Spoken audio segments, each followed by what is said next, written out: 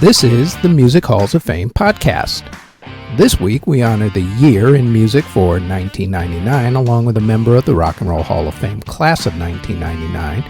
We also make the case for putting the Stone Temple Pilots into the Rock and Roll Hall of Fame. Plus, our Spotlight Museum is Bertramka Villa in Prague, Czech Republic.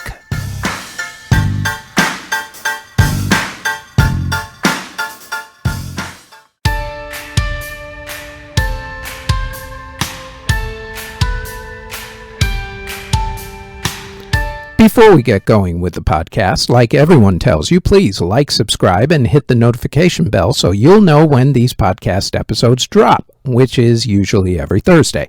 Now, on to this week's episode.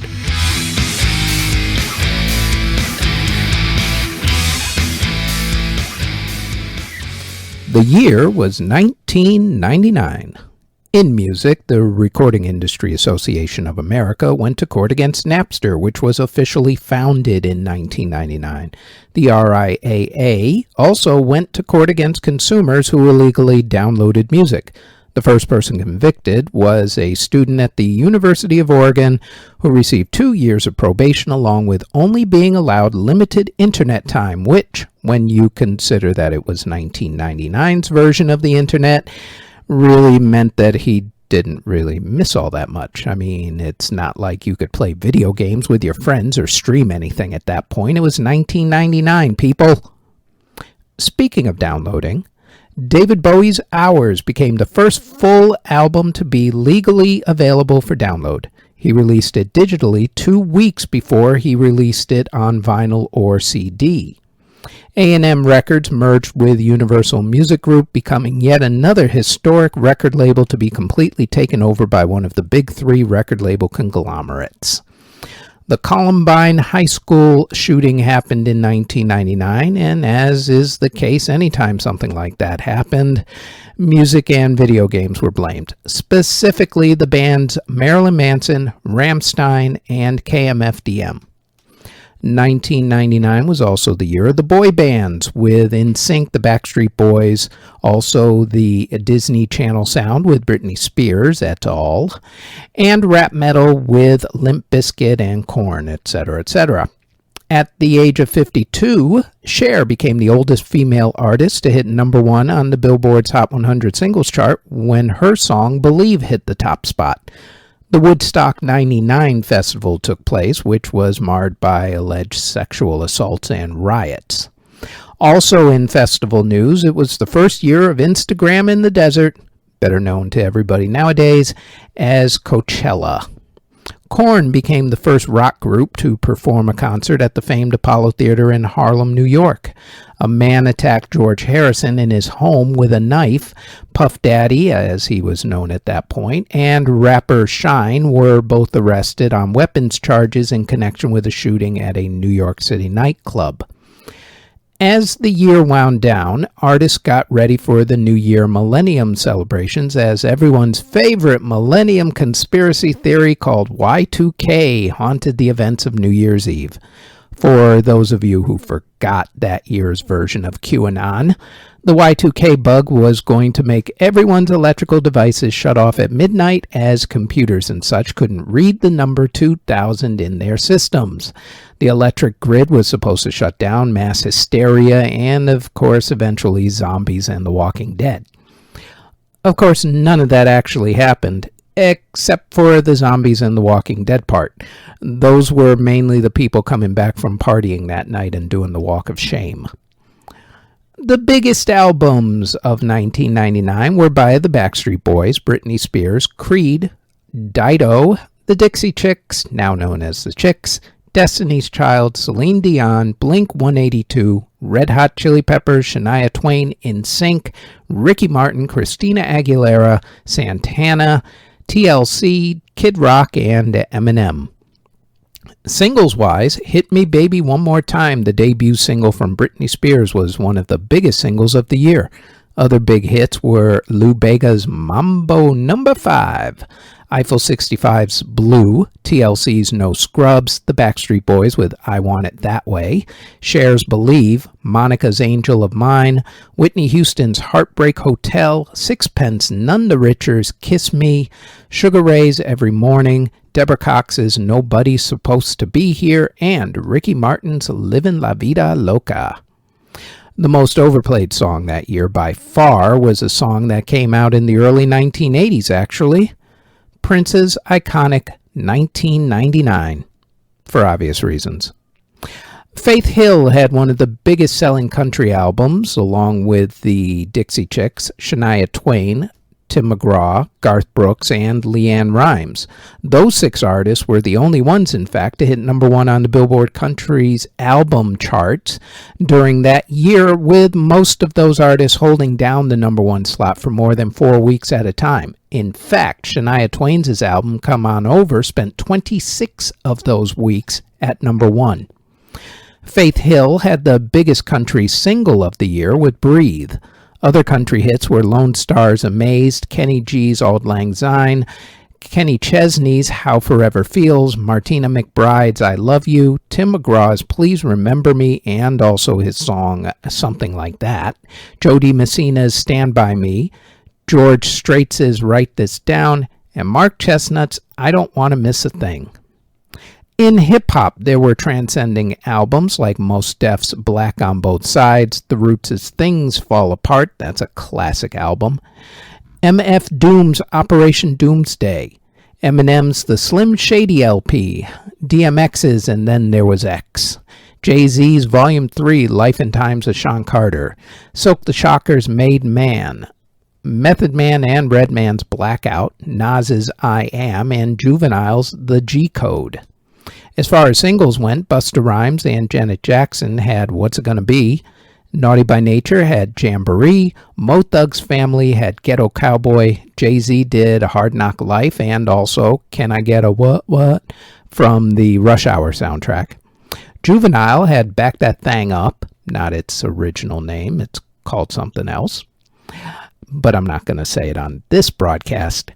Lauryn Hill had Everything Is Everything, Old Dirty Bastard and Khalees had Got Your Money, Warren G had I Want It All, and Q-Tip had Vibrant Thing. In dance music, future EDM festival anthems, 9 p.m. Till I Come by ATB, Expander by Sasha, Carte Blanche by Veracocha, Eiffel 65's Blue, Boom Boom Boom Boom by Venga Boys, Fatboy Slim's Right Here, Right Now, DJ Tiesto's remix of William Orbit and Ferry Corsten's rendition of Barber's Adagio for Strings, and Better Off Alone by Alice DJ, which all became hits in 1999, but became festival anthems from here on. In fact, Better Off Alone is still so popular in DJ sets that it was one of the top 5 most played tracks during 2023's festivals like Tomorrowland. Meanwhile, Blue got the David Guetta remix treatment and was turned into the chart-topping song Feeling Alright, which became big in 2023. Speaking of music festivals, 1999 was also the year of the first Ultra Miami Music Festival, considered by many to be the unofficial start of the EDM festival season in America. The Dutch dance record label Spinnin' Records started in 1999, as did the famed Fabric London nightclub. The movie that chronicled the British club scene, Human Traffic, opened that year. Other popular EDM tracks were DJ Tiesto's remix of Delirium and Sarah McLachlan's Silence, Amber's Sexual, Basement Jaxx's Red Alert, Groove Armada's I See You Baby, Shaking That Thang, Madison Avenue's Don't Call Me Baby, The Chemical Brothers' Hey Boy, Hey Girl, and Zombie Nation's Kerncraft 400, which is a song that you absolutely definitely know, even if you don't think that you do. Watch a soccer match sometimes. It's one of the biggest sports anthems of all time. The entire crowd chants the melody. Also big in 1999 was Moby's album Play. The top artists in Latin music for 1999 were Ricky Martin, Elvis Crespo, Selena, Enrique Iglesias, Shakira, Buena Vista Social Club, Maña, Conjunto Primavera, Alejandro Fernandez, and Jennifer Lopez with Mark Anthony. In theater, musicals or revivals that opened on Broadway included Amadeus, Fosse, Annie Get Your Gun, Kiss Me Kate, Peter Pan, Saturday Night Fever, and Swing. Musical films that came out in 1999 were Double Platinum and The Adventures of Elmo in Grouchland, along with animated movies Disney's Tarzan, South Park Bigger, Longer, and Uncut, and Madeline Lost in Paris.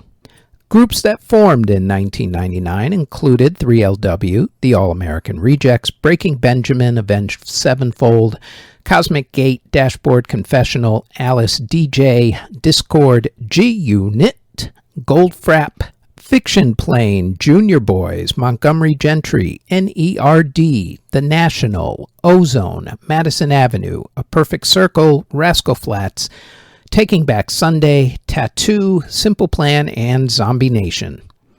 Bands that either broke up until their inevitable reunions or announced their hiatus included KMFDM, The Lost Boys, Love and Rockets, Katrina and the Waves, Lord Tariq and Peter Guns, Maroon 5, Bad Company, Blind Melon, The Boo Radleys, The Band, Mad Season, Morphine, New Radicals, Pavement, Emerson, Lake and Palmer, Grant Lee Buffalo, Squeeze, The Jesus and Mary Chain, The Jesus Lizard, and The Verve. The Animals reformed in 1999. Artists who were born in 1999 included Lil Nas X, Madison Beer, Sabrina Carpenter, NBA Youngboy, Harvey, Pop Smoke, Polo G, Trippie Redd, YNW Melly, Jack Avery of Why Don't We, and Daniel Seavey. Artists who passed away in 1999 included conductor Robert Shaw, singer Buddy Knox, rapper Big L, singer Dusty Springfield, jazz singer Helen Forrest, musician Jackson C. Frank, composer Ernest Gold, singer Joe Williams, singer and actor Anthony Newley, singer Roger Troutman, band leader Al Hurt, conductor Paul Satcher, singer Mel Torme, reggae singer Dennis Brown, singer Guy Mitchell, musician Mark Sandman, drummer Gar Samuelson, musician Moondog, singer Frankie Vaughan, jazz trumpet player Art Farmer, musician Milt Jackson, singer and actor Hoyt Axton, composer Frank Duvall, Adrian Borland of The Sound, drum and bass icon Chemistry, musician Doug Somm, saxophonist Grover Washington Jr., jazz musician Charlie Bird, musician Scatman John, musician Rick Danko, singer and actor Rex Allen, musician Hank Snow, and singer Curtis Mayfield. In awards for the music of 1999, Carlos Santana was the big winner at the Grammy Awards, tying Michael Jackson for the most Grammy Award wins in one year with 8 awards, including Album of the Year for Supernatural and Record and Song of the Year for the single Smooth with Rob Thomas of Matchbox 20. Christina Aguilera won Best New Artist. Britney Spears' Hit Me Baby One More Time won Video of the Year at the MTV Video Music Awards. Will Smith, Shania Twain, and the Backstreet Boys won at the American Music Awards. The Backstreet Boys won Artist of the Year at the Billboard Music Awards. R. Kelly won Album of the Year for the album R at the Soul Train Music Awards. And Shania Twain, Ricky Martin, and the Backstreet Boys all won the music categories at the People's Choice Awards. At the Eurovision Singing Contest, which was held that year in Jerusalem, Israel, Charlotte Nilsson from Sweden won for the song Take Me to Your Heaven. Shania Twain won Entertainer of the Year at the Country Music Association Awards, and she also won Entertainer of the Year at the Academy of Country Music Awards. Travis won Best British Album for The Man Who, and Robbie Williams won Best British Song for She's the One at the Brit Awards. Alanis Morissette won Best Album for Supposed Former Infatuation Junkie, while the Tragically Hip won Best Song for Bob Cajun at the Juno Awards. And Powderfinger won Album of the Year for Internationalist, and they also won Song of the Year for The Day You Come at the ARIA Music Awards. At the Tony Awards, Fosse won Best Musical, and Annie Get Your Gun won Best Revival of a Musical. The Pulitzer Prize for Music was won by John Adams for On the Transmigration of Souls, Steve Reich for Three Tales, and Paul Schoenfield for Camp Songs. Musically, at the Academy Awards, Phil Collins won Best Song for You'll Be in My Heart from Disney's Tarzan, while John Corigliano won Best Original Score for The Red Violin. Talvin Singh won the Mercury Music Prize for the album OK. The Rock and Roll Hall of Fame induction ceremony was held on March 15, 1999 at the Waldorf Astoria Hotel in New York City. At that ceremony, Paul McCartney made one of his first public appearances following the death of his wife and also Wings bandmate Linda McCartney, who passed away in 1998 from cancer. Legendary producer Sir George Martin was inducted into the non-performers category. Charles Brown, along with Bob Wills and his Texas Playboys, were inducted into the early influencers category. And in the performers category, the Rock and Roll Hall of Fame inducted a very popular lineup that consisted of Bruce Springsteen, the Staple Singers, Del Shannon, Sir Paul McCartney, Curtis Mayfield, Billy Joel, and this next artist.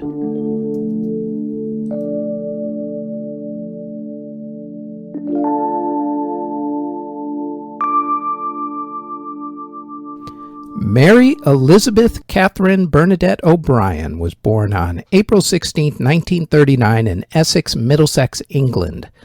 You know her better these days as Dusty Springfield. Her career started in the late 1950s as a member of the Lana Sisters and also the Springfields, with the Springfields having the hits Island of Dreams, Say I Won't Be There, and Silver Threads and Golden Needles. She went solo in 1963 and had hits right off the bat with I Only Want to Be With You, Stay a While, All I See Is You, I'll Try Anything, Wishin' and Hopin', and You Don't Have to Say You Love Me. Dusty developed a fashion style that included ultra-blonde bouffant hair, heavy makeup, and flowing evening gowns. She also developed a love of American R&B and soul music. Dusty showcased a lot of it when she hosted the TV series Dusty. In fact, between 1966 to 1969, she hosted 5 television shows in England. In 1968, Dusty was at a crossroads in her career. For starters, the musical tastes of the general public had begun to change. Also, her relationships with the people whom she had relied on to write songs for her began to change, and the hits were becoming harder to come by. Dusty decided to go all in with her love of American soul music. She signed a record deal with Atlantic Records, mainly due to the fact that her idol, Aretha Franklin, was also on the record label. Next, she decided to work with the people who were responsible for a lot of those hit soul records, so Dusty went to Memphis to record her next album. There was just one slight problem when she got there. She felt so awestruck with working with her idols that she couldn't sing the way she really wanted to. She felt completely inferior, so much so that she ended up re-recording her vocals at a studio in New York City. The album Dusty in Memphis was released on March 31st, 1969, but sold poorly, very poorly. It did, however, manage to have one hit on it, the now classic song Son of a Preacher Man. Critically, though, the album was greeted with applause and was nominated for a Grammy Award, and it has since taken on almost mythic proportions and has landed on many of those all-time greatest albums lists. As far as Dusty went, her career in the 1970s was, to be nice about it, interesting. She sang backup on songs for her friends like Elton John. That's actually Dusty's vocals on the song The Bitch Is Back for Elton. She also put out a few more albums that didn't do all that well. Her personal life also became fodder for the British tabloids, as she was a member of the LGBTQ community, so she ended up fleeing to America. Dusty's career received a bounce in 1987 when Neil Tennant of the Pet Shop Boys came calling. Neil wanted her to sing on the Pet Shop Boys' new single, What Have I Done to Deserve This? Dusty accepted, and the song became a huge hit, landing at number 2 in both America and also in the UK. At last, the public refound Dusty, and at this point, Dusty in Memphis found a new audience, and the stature of the album began to rise again. However, 2 weeks before Dusty was to be inducted into the Rock and Roll Hall of Fame in 1999, Dusty passed away at the age of 59 from breast cancer, ending a great career that should have and could have been so much more. Dusty Springfield had 21 studio albums. Of those, 2 hit the top 10 in the UK, while the highest any of them got in America was 1964's Stay a While, I Only Want to Be With You, which actually hit number 62. Dusty also put out 69 singles. Of those, 12 hit the top 10 in the UK, while 4 hit the top 10 in America. Dusty has been placed on numerous greatest female singers of all time lists, including Q Magazine, Mojo Magazine, VH1, and Rolling Stone Magazine. Rolling Stone also named Dusty in Memphis as one of the greatest albums of all time, while the album was also inducted into the Grammy Hall of Fame and also the United States Library of Congress National Recording Registry. Presented for induction by 1994 Rock and Roll Hall of Fame inductee Sir Elton John, Dusty Springfield, inducted into the Rock and Roll Hall of Fame, class of 1999. And if you would like to check out Dusty's music, I have put her onto this week's podcast playlist, which is on YouTube Music, the link of which is in the show notes.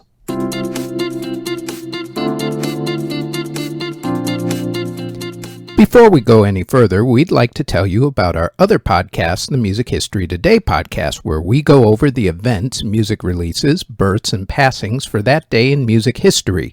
The Music History Today podcast drops each and every day, including on the weekends, on this channel, the Music History Today Network, and also on our Music History Today Network YouTube page. Now, back to the Music Halls of Fame podcast.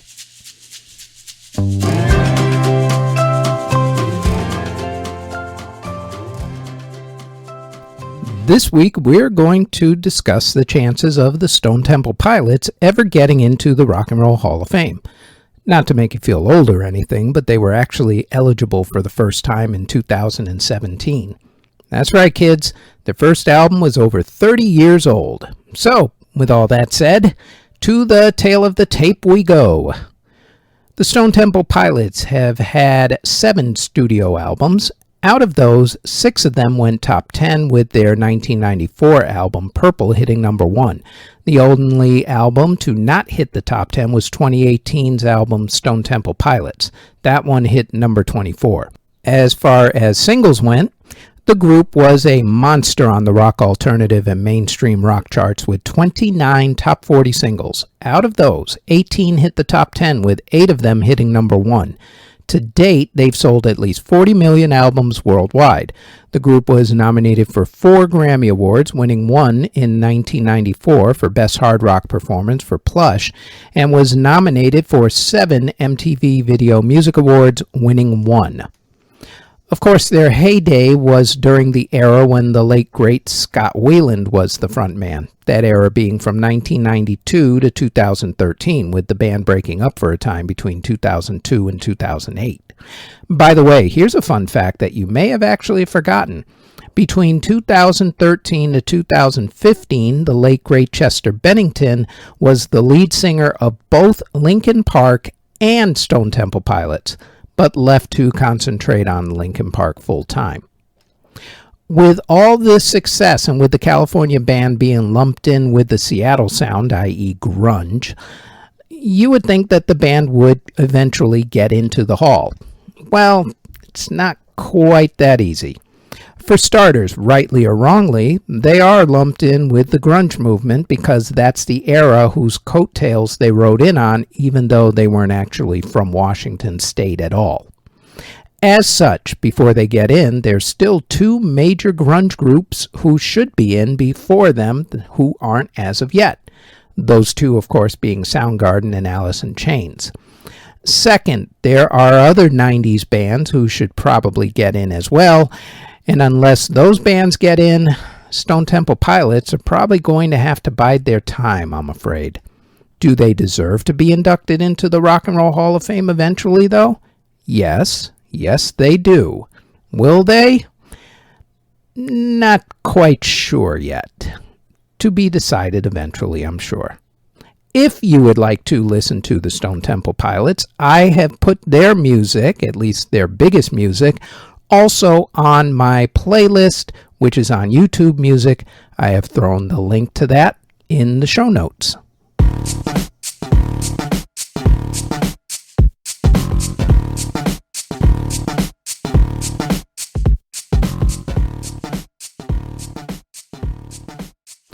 Wolfgang Amadeus Mozart was one of the most famous classical composers of all time. His birthplace in Salzburg, Austria, is a tourist attraction. Even the places that he visited are now tourist attractions. One such place is Bertramka Villa in Prague, Czech Republic. Even though there's no official record of his visits there, aside from maybe a quick visit or two, the villa is still a tourist attraction. It's now a museum that's dedicated not only to him, but also to the people who used to own the villa, Francesek and Josefina Dusek, who were friends of Mozart. Mozart, according to legend, visited Bertramka in 1787 and again in 1791 and worked on Don Giovanni while he was visiting there. Before it became a villa, it was once a farm. It is now run by the Mozart Society, who bought it in 2004 after a lengthy court battle. Unfortunately, there's no website to point you to, but when you're in Prague, they're in the tour books, so check them out. As with all museums and halls of fame, check first to see about openings once you're in Prague. Mozart's father was a teacher and a violinist who published a successful textbook. At age 3, Mozart watched his father giving keyboard lessons to one of his sisters. By age 5, he was already writing music. By the time he was 6, he was traveling around Europe with his family, performing with his sister Nannerl. During this time, he studied the works of other famous composers, among them Johann Christian Bach. By age 8, Mozart had already written his first symphony. When Mozart was 17, he was appointed a court musician by the ruler of Salzburg. He hated working there, mainly because the ruler paid cheap. In fact, throughout his career, despite all the music he wrote, he never really made a lot of money. By the time he hit 20, like most guys his age, Mozart quit his job in Salzburg to go, find himself, as it were. Mozart went to Paris, where he was offered a job that paid him 3 times what he had made in Salzburg, but he turned it down. He then went to Strasbourg, then to Munich, then to Mannheim, before going back to Salzburg, this time with different employment under Archbishop Colloredo. All the while, though, Mozart kept writing music. During this time, the Archbishop went to Vienna and brought his new employee right along with him. And Wolfgang, now aged 28, had bigger ideas.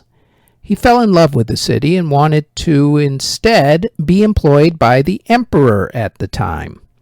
Things went pretty badly between the Archbishop and Mozart, and the breakup was pretty nasty.